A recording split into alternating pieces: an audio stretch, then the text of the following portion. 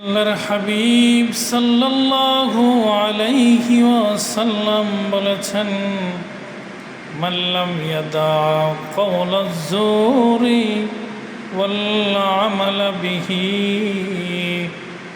ফালাইসা লিল্লাহি হাজাতান ফি আন ইয়াদা তা'আমাহু ওয়া শারাবাহু।